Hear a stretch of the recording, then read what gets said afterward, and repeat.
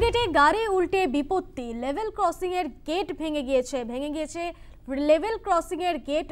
সোমবার রীতিমতো ভোগান্তিতে মানুষজন। সপ্তাহের প্রথম দিনেই অফিস যাত্রীদের রীতিমতো ভোগান্তি পোহাতে হচ্ছে।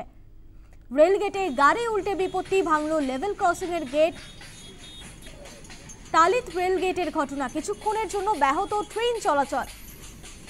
তালিত রেলগেটে ডিম বোঝাই গাড়ি উল্টে ভাঙল লেভেল ক্রসিং এর গেট। ফোনে রয়েছে প্রতিনিধি বিধান চন্দ্র। বিধান, রেলগেটের গাড়ি উল্টে বিপত্তি, কি ঘটনা? হ্যাঁ, একেবারেই যে ঘটনা ঘটেছে তালিত রেলগেটে, এবং এই তালিত রেলগেটে ডিম বোঝাই গাড়ি হঠাৎই উল্টে যায় এবং গেট ভেঙে যায়, যার জেরে সেখানে যেমন ট্রেন চলাচল ব্যাহত হয়, বেশ কিছুক্ষণের জন্য দূরপাল্লার ট্রেন আটকে পড়ে বিভিন্ন স্টেশনগুলিতে। পাশাপাশি যানজটের সৃষ্টি হয়, কারণ রেলগেটের দুদিকে যে গাড়ি চলাচল করে এবং মানুষজন যাতায়াত করেন, সেই গেট বন্ধ হয়ে যাওয়ার জন্য তীব্র যানজটের সৃষ্টি হয়।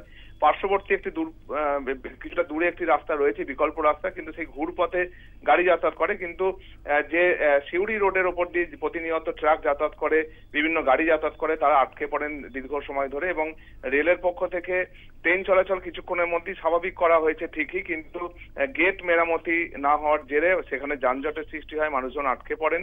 এবং এই মুহূর্তে গেট মেরামতির কাজ চলছে এবং গাড়ি যাতে দ্রুত চলাচল করে এবং এই যানজটের সমস্যা মিটে যায়, সেদিকটাও রেল দেখছে এবং দ্রুততার সাথে কাজ সম্পন্ন করার চেষ্টা করছে।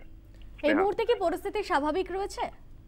এই মুহূর্তে যানজট কিছুটা কমেছে, কারণ ঘুরপথে কিছু গাড়ি যাচ্ছে, কিন্তু যতক্ষণ না গেট সরিয়ে ফেলা হচ্ছে এবং সেখান দিয়ে ট্রেন চলাচলও একটা ব্যাপার রয়েছে, তাই এখনো পর্যন্ত স্বাভাবিক হয়নি। কাজ চলছে এবং যাতে দ্রুত স্বাভাবিক হয় সেদিকে চেষ্টা চলছে। ধন্যবাদ বিধান।